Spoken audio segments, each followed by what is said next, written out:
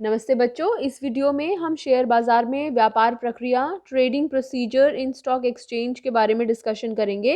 व्यापार प्रक्रिया मतलब अगर शेयर बाजार में हम शेयर्स या डिबेंचर्स को खरीदना चाहते हैं तो हमें किस प्रोसीजर को फॉलो करना होता है, किस प्रक्रिया का पालन करना होता है। देखो बच्चों, शेयर बाजार कोई सब्जी मंडी तो है नहीं कि जहाँ पर हम जाएंगे और जाकर सब्जी लेकर आ जाएंगे। यहाँ पर हमें अगर शेयर बाजार में हमें शेयर्स को खरीदना है तो हमें एक पर्टिकुलर प्रक्रिया का पालन करना पड़ता है, प्रोसीजर फॉलो करना पड़ता है। और हम खुद शेयर्स को नहीं खरीद सकते हैं डायरेक्ट कंपनी से, हमें शेयर्स को खरीदने के लिए किसी मध्यस्थ का सहारा लेना पड़ता है। और शेयर मार्केट में उस मध्यस्थ को हम किस नाम से जानते हैं? ब्रोकर के नाम से। So what is the first point? सबसे पहला चरण क्या है शेयर बाजार में? तो शेयर बाजार की व्यापार प्रक्रिया में ब्रोकर का चुनाव करना। देखो बच्चों, हम क्योंकि शेयर बाजार में हम खुद शेयर्स को बेच नहीं सकते, खुद शेयर्स को खरीद नहीं सकते, तो हमेशा हमें किसी ना किसी ब्रोकर की आवश्यकता होती है। तो किसी भी प्रकार का लेन देन केवल एक ब्रोकर के माध्यम से किया जा सकता है शेयर बाजार में। दूसरी बात, सब इसके लिए क्योंकि ब्रोकर के बिना हम डीलिंग नहीं कर पाएंगे, तो सबसे पहले हम क्या करते हैं? ब्रोकर का चुनाव करते हैं। बहुत सारे ब्रोकर्स अवेलेबल हैं शेयर मार्केट में, तो उनमें से कौन सा ब्रोकर है जो हमें सबसे ज़्यादा सूटेबल लगता है, सही लगता है, हम उसका चुनाव करते हैं। अभी ब्रोकर कौन हो सकता है? ये कोई व्यक्ति हो सकता है, कोई फर्म हो सकता है, कोई कंपनी हो सकता है, कोई भी हो सकता है। और सेबी द्वारा रजिस्टर्ड होता है ये हमेशा। तो इन्वेस्टर और कंपनी, निवेशक और कंपनी के बीच में हमेशा ब्रोकर होता है। और कई बार तो यहाँ कंपनी ना होकर कोई दूसरा निवेशक है, तो एक निवेशक और दूसरे निवेशक के बीच में एक मध्यस्थ होता है, ब्रोकर होता है। और वो ब्रोकर कोई मिस्टर लिखा है मैंने यहाँ पर, मतलब कोई व्यक्ति हो सकता है। फर्म लिखा है मैंने यहाँ पर, इसका मतलब वो कोई साझेदारी फर्म भी हो सकती है। लिमिटेड वर्ड लिखा है या प्राइवेट लिमिटेड वर्ड लिखते हैं, इसका मतलब है कि वो ब्रोकर कोई निजी या सार्वजनिक कंपनी भी हो सकता है। ओके, नेक्स्ट, पहले से नोट डाउन कर लीजिए। पेपर में अगर कभी आता है शेयर बाजार की ट्रेडिंग प्रक्रिया, तो हमें पूरा एक्सप्लेनेशन यहाँ पर लिखने की ज़रूरत नहीं पड़ेगी। हम इसमें से कुछ चीज़ों को अपने शब्दों में ढालकर भी लिख सकते हैं कि जैसे कि शेयर बाजार में हमें ब्रोकर की ज़रूरत होती है, बिना ब्रोकर के हम शेयर्स को बेच नहीं सकते, खरीद नहीं सकते। और वो ब्रोकर जो है वो कोई व्यक्ति हो सकता है, फर्म हो सकता है, कोई कंपनी हो सकता है, और वो सेबी द्वारा पंजीकृत होना चाहिए। सेबी क्या है, इसके बारे में अभी आगे डिस्कस करेंगे। जैसे ही हम ब्रोकर का चुनाव करते हैं, दूसरा काम वो जो ब्रोकर हमारे लिए करता है वो होता है डीमैट अकाउंट खुलवाने का। डीमैट, डीमैट का मतलब डीमैटीरियलाइजेशन। क्या होता है डीमैट का मतलब? डीमैटीरियलाइजेशन। देखिए, कागजी फॉर्म में अब शेयर्स को नहीं रखा जाता है, हम उन्हें ऑनलाइन एक खाते में केवल जमा या घटा कराते हैं। यदि हम शेयर्स को खरीदते हैं तो उतने नंबर ऑफ शेयर्स हमारे अकाउंट में प्लस हो जाते हैं, यदि हम शेयर्स को बेचते हैं तो उतने नंबर ऑफ शेयर्स हमारे खाते में से माइनस हो जाते हैं। तो यह एक ऐसा खाता है जहाँ पर अंशों की या शेयर्स का ऑनलाइन लेन देन किया जाता है। यह एक ऐसा खाता है जो निवेशक द्वारा अंशों के क्रय विक्रय के लिए खोला जाता है और बहुत ज़रूरी है। बिना डीमैट अकाउंट के आप अपना ट्रांजैक्शन, शेयर बाजार का ट्रांजैक्शन शुरू नहीं कर सकते हैं। देखिए, ये डायग्राम है, ये हमें समझना है। हमारे भारत में डिपॉजिटरी संस्थान हैं और दो डिपॉजिटरी संस्थान हैं जिनके नाम है NSDL एंड CDSL। अभी इनकी फुल फॉर्म में आपसे डिस्कस करूंगी अभी।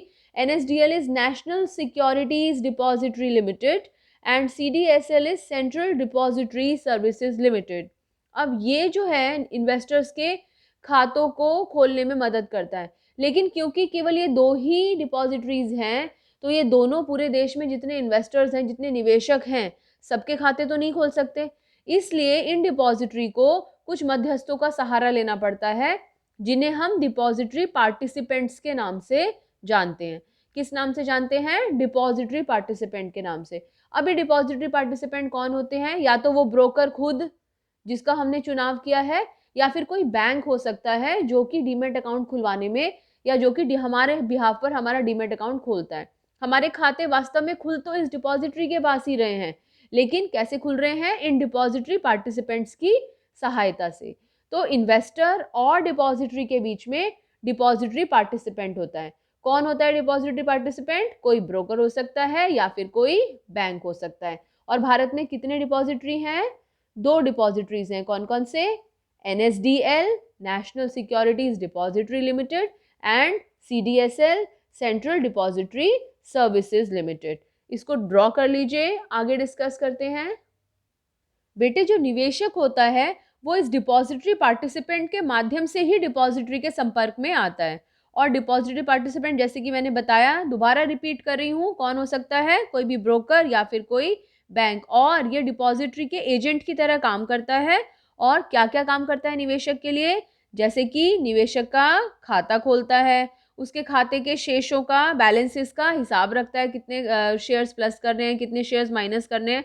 और जो इसके निवेशक के खातों का जो विवरण होता है, जो डिटेल्स होती हैं, वो सारे विवरणों को निवेशक तक पहुंचाता है। ये सारी डिटेल्स आप यहाँ से नोट कर सकते हैं। पेपर में अगर शेयर बाज़ार की ट्रेडिंग प्रक्रिया आती है तो उसमें हमें इसका पॉइंट का इतना लंबा चौड़ा एक्सप्लेनेशन देने की ज़रूरत नहीं है। लेकिन अगर कई बार डिपॉजिटरीज या डिपॉजिटरी सर्विसेज के बारे में आ जाता है तो वहाँ पर ये सब चीज़ें हमारे बहुत काम आती है, तो इसलिए इसको नोट कर लीजिए, बहुत काम आएगा। पर दोबारा बोल रही हूँ, शेयर बाज़ार की ट्रेडिंग प्रक्रिया बताते समय तब हमें अपने एक्सप्लेनेशन को इतना बड़ा लिखने की आवश्यकता नहीं होगी, लेकिन डिपॉजिटरी और डिपॉजिटरी पार्टिसिपेंट को समझने के लिए हमें ये एक्सप्लेनेशन बहुत ज़्यादा ज़रूरी है। ये वो फुल फॉर्म्स हैं जो अभी मैंने आपको बताई, NSDL national securities depository limited and CDSL central depository services limited. तो अभी तक हमने ट्रेडिंग प्रक्रिया में 2 पार्ट्स पढ़े। ब्रोकर का चुनाव किया, ब्रोकर से बोला कि भाई मेरा डीमैट अकाउंट खोल दे वरना हम शेयर्स खरीद नहीं सकते। अब क्या किया ब्रोकर ने? हमारा डीमैट अकाउंट खोल दिया, सारे काम हो गए हैं। अब हम क्या कर सकते हैं? आदेश देंगे। हम क्या करेंगे? हम मतलब हम निवेशक जो हैं वो हमारे ब्रोकर को आदेश देंगे कि वो एक निश्चित राशि पर निश्चित शेयर्स हमारे लिए खरीद दें। तो इस चरण में निवेशक ब्रोकर को प्रतिभूतियां खरीदने का आदेश देता है, ऑर्डर प्लेस करता है। क्या खरीदना है, कब खरीदना है, कितने खरीदना है। यहाँ पर मैंने 3 निशान बनाए हैं। वो पर्सनली उसको ये बात कह सकता है, वो मेल के माध्यम से उसको ये बात कह सकता है, इन्वेस्टर फोन कर सकता है, उसको मेल कर सकता है, या पर्सनली जाकर ब्रोकर को बोल सकता है कि भाई मेरे लिए इतने शेयर्स खरीद ले, ये ऑर्डर है, इतने शेयर्स इतने समय तक इतने रुपए पर मेरे लिए खरीद ले। तो 3 स्टेप्स हुए। नंबर 1 ब्रोकर का चुनाव करना, नंबर 2 अपना डीमैट अकाउंट खुलवाना, और नंबर 3 आदेश देना। अब नंबर 4, जैसे ही आदेश मिलता है ब्रोकर क्या करता है? ऑनलाइन आ जाता है। वो सारे अकाउंट्स को चेक करना शुरू कर देता है कि कौन से शेयर्स हैं जो इतने दाम पर मिल रहे हैं, इतने समय तक मिल जाएंगे, इस इन्वेस्टर की जो रिक्वायरमेंट्स है उसको मैच करते हैं। तो आदेश मिलते ही ब्रोकर ऑनलाइन हो जाता है और मुख्य स्टॉक एक्सचेंज के संपर्क में आकर बेस्ट शेयर और बेस्ट प्राइस ढूंढने लगता है। और जैसे ही उसको बेस्ट शेयर या बेस्ट प्राइस मिलता है तो दूसरी तरफ का जो ब्रोकर टर्मिनल है वहाँ पर उनको बताता है कि ये शेयर्स इतने प्राइस पर हम खरीदने के लिए तैयार हैं। तो जब अंशों का विक्रय किसी उल्लेखित मूल्य पर किया जाता है तो वह मूल्य ब्रोकर टर्मिनल का मतलब है दूसरी तरफ जो ब्रोकर बैठा हुआ है उसको बताता है कि भाई ये प्राइस है, इतने पर हमारा इन्वेस्टर इन शेयर्स को खरीदने के लिए तैयार है, या फिर इतने प्राइस पर हमारा इन्वेस्टर इन शेयर्स को बेचने के लिए तैयार है। देखिए स्टॉक एक्सचेंज में बेचने और खरीदने दोनों काम होते हैं, तो इसलिए डिपेंड करता है कि इन्वेस्टर जो निवेशक है वो उस समय उन अंशों को बेच रहा है या खरीद रहा है। सो 5 पॉइंट्स। पहला पॉइंट ब्रोकर का चुनाव करना, दूसरा पॉइंट डीमैट अकाउंट खुलवाना, जैसे ही खाता खुल गया फिर आदेश देना, आदेश दिया जैसे हमने उसको ऑर्डर दिया वैसे फटाफट वो जाके अपने कंप्यूटर पे बैठ जाता है, ऑनलाइन हो जाता है और बेस्ट प्राइस मिलते ही अपने ब्रोकर टर्मिनल को इस बात को बता देता है, सूचित कर देता है। यहाँ तक नोट कर लीजिए। नेक्स्ट पॉइंट, जैसे ही डील मिल गई बहुत इंपॉर्टेंट नोट तैयार किया जाता है जिसे कि हम कॉन्ट्रैक्ट नोट के बारे नाम से जानते हैं। कॉन्ट्रैक्ट नोट, कॉन्ट्रैक्ट को बोलते हैं प्रसंविदा। तो हम क्या बनाते हैं? प्रसंविदा नोट, कॉन्ट्रैक्ट नोट। कब बनाते हैं? जैसे ही ब्रोकर को वो डील मिल जाती है जिस डील पर हम अपने शेयर्स या अपने अंशों को बेचना चाहते हैं या खरीदना चाहते हैं। तो जैसे ही उल्लेखित मूल्य की डील मिल जाती है वैसे ही ब्रोकर 24 घंटे के अंदर अंदर एक कॉन्ट्रैक्ट नोट तैयार करता है। क्या बोलते हैं हम कॉन्ट्रैक्ट नोट को? प्रसंविदा नोट। क्यों बोलते हैं प्रसंविदा? क्योंकि कॉन्ट्रैक्ट को हिंदी में प्रसंविदा कहा जाता है। कॉन्ट्रैक्ट दो लोगों के मध्य समझौता, अग्रीमेंट, लीगल अग्रीमेंट, कानूनी समझौता, बहुत इंपॉर्टेंट डॉक्यूमेंट है, कानूनी डॉक्यूमेंट है। और उसमें किन किन बातों का उल्लेख किया जाता है ये समझना बहुत ज़्यादा ज़रूरी है। कितने शेयर्स बेचने हैं या कितने शेयर्स खरीदने हैं, कितनी कीमत पर बेचने या खरीदने का वादा कर रहे हैं, कब उसको बेच देंगे या खरीद देंगे और ब्रोकर की फीस कितनी होगी। तो ये सारी डिटेल्स कॉन्ट्रैक्ट नोट में अवेलेबल होती हैं। एक बार दोबारा से देखें क्या क्या इन्फॉर्मेशन कॉन्ट्रैक्ट नोट में होगी, कितने शेयर्स, क्या उनका मूल्य होगा, कब तक वो निकाल दिए जाएंगे, बेचने हैं तो बेच देंगे या खरीदने हैं तो खरीद लेंगे, और ब्रोकर की फीस कितनी होगी, कितनी फीस पे की जाएगी। 6 पॉइंट्स। सबसे पहला पॉइंट, ब्रोकर का चुनाव करना। नंबर 2, डीमैट अकाउंट खुलवाना।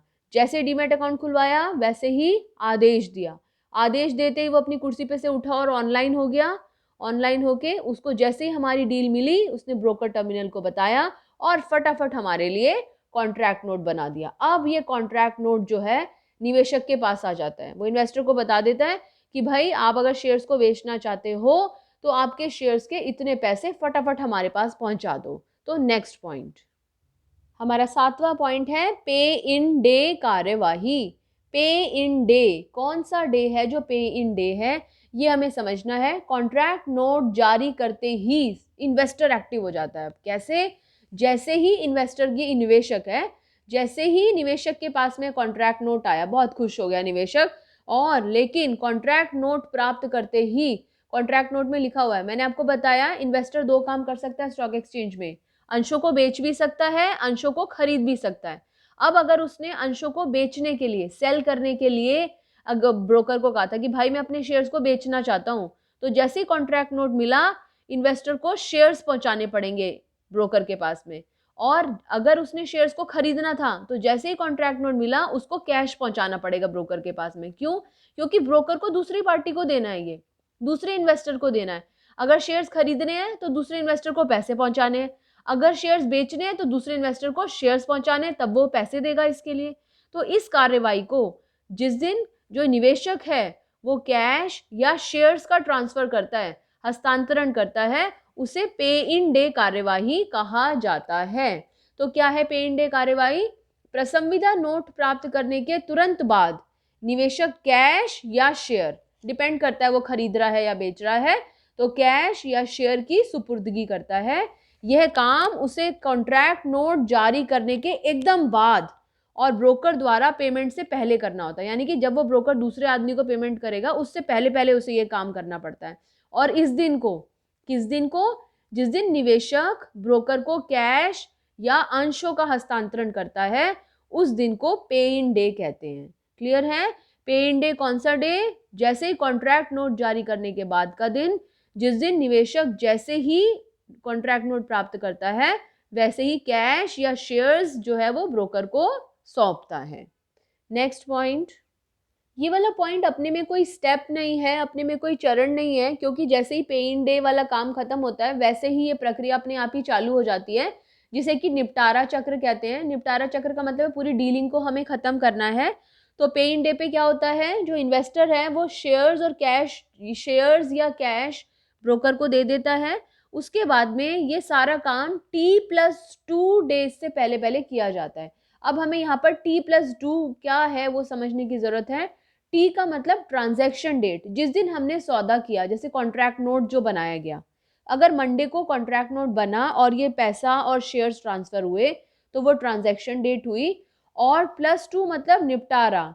निपटारे का मतलब है जिस इन्वेस्टर तक, जिस निवेशक तक ये शेयर्स जाने हैं उस निवेशक तक ये शेयर्स पहुंच जाएं, या फिर जिस इन्वेस्टर तक ये कैश जाना है उस इन्वेस्टर तक कैश पहुंच जाए और उस इन्वेस्टर से शेयर्स या कैश दूसरे इन्वेस्टर के पास में आ जाए। तो ये 2 दिन के अंदर अंदर, सौदे वाले दिन से 2 दिन के अंदर अंदर ये पूरा निपटारा हो जाना चाहिए। तो ये T+2 डिसाइड होता है कि कॉन्ट्रैक्ट नोट बना, कैश आया गया, तो ये ट्रांजैक्शन का डेट हो गया, प्लस इसके 2 दिन के अंदर अंदर ये सारा काम हमारा कंप्लीट हो जाए। अगर ये ना भी समझ में आए तो हमें केवल इतना याद रखना है कि यहाँ पर 8वें पॉइंट में हम ट्रांजैक्शन डेट कौन सी है और उसके आगे के 2 दिन कौन से हैं, केवल इतना निर्धारित करते हैं।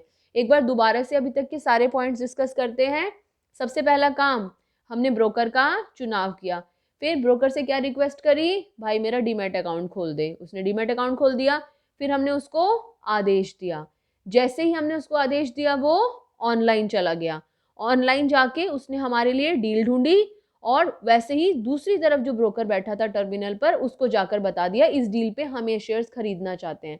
अब वो डील हमारी पक्की हो गई, तो वो डील के लिए उसने हमें क्या भेज दिया, कॉन्ट्रैक्ट नोट। उसने तो हमें कॉन्ट्रैक्ट नोट भेज दिया, उस कॉन्ट्रैक्ट नोट के बदले में हमने उसको क्या दिया, शेयर्स या कैश, जो भी हमारी डीलिंग है। अगर हमने शेयर्स को खरीदना है तो हम कैश देंगे, अगर हमने शेयर्स को बेचना है तो हम उसको शेयर्स देंगे। पे इन डे हो गया हमारा। फिर नेक्स्ट पॉइंट हमारा ये निपटारा चक्र डिसाइड हुआ कि ट्रांजैक्शन डेट कौन सी होगी और भुगतान की डेट कौन सी होगी। 9th पॉइंट, पे आउट डे कार्यवाही। अब ये पे आउट डे कार्यवाही क्या है, इसको समझने के लिए एक बार ये डायग्राम देखिए। एक तरफ इन्वेस्टर 1 है और एक तरफ इन्वेस्टर 2 है। एक तरफ आमिर खान है, एक तरफ शाहरुख खान है। आमिर खान ने अपने शेयर्स को बेचना है और शाहरुख खान ने शेयर्स खरीदने हैं। इन दोनों के बीच में ब्रोकर और स्टॉक एक्सचेंज है। जब इसको शेयर्स बेचने थे तो इसने क्या करा, जो भी इसने डील रखी, इतने रुपए में उतने रुपए में, तो ब्रोकर ने वो डील ढूंढी और फिर इसको बता दी कॉन्ट्रैक्ट नोट के माध्यम से। इसने अपने शेयर्स इसको ट्रांसफर कर दिए। जिस दिन इसने इसको शेयर्स ट्रांसफर करे उस दिन का हमने नाम रखा पे इन डे।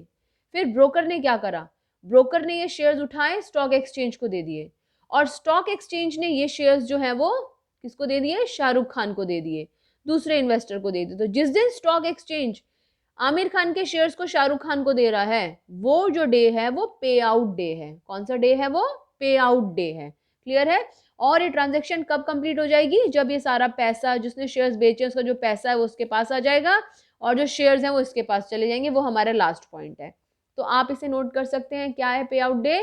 पे आउट डे पर स्टॉक एक्सचेंज दूसरे ब्रोकर को शेयर्स या कैश दे देता है। जो भी इसको शेयर्स देने हैं, कैश देना है, अगर अंश बेच रहा है तो शेयर्स देगा, खरीद रहा होता तो इसके पास क्या पहुंच जाते, पैसे पहुंच जाते।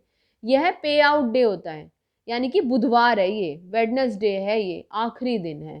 क्लियर है। पे आउट डे, यहाँ पर पे आउट डे है, यहाँ पर पे इन डे है। Now the last point. Last point में हमें कोई अपना ज्यादा दिमाग नहीं लगाना है। अंत में ब्रोकर अंशों को निवेशक को सुपुर्द कर देता है, या अगर उसको कैश पेमेंट करनी है तो कैश पेमेंट कर देता है। यानी कि सारी ट्रांजैक्शन, सारी डीलिंग्स कंप्लीट हो जाती है, अंशों की सुपुर्दगी हो गई जिस तक वो शेयर्स पहुंचने हैं। इसे नोट कर लीजिए और लास्ट में एक बार फिर रिवाइज करेंगे। वीडियो को पॉज करके देखिएगा आपको 10 में से कितने पॉइंट्स याद आते हैं। नंबर 1, ब्रोकर का चुनाव करना। नंबर 2, डीमैट अकाउंट खुलवाना। नंबर 3, आदेश देना। नंबर 4, ऑनलाइन हो जाना। नंबर 5, उल्लेखित मूल्यों को ब्रोकर टर्मिनल को बताना।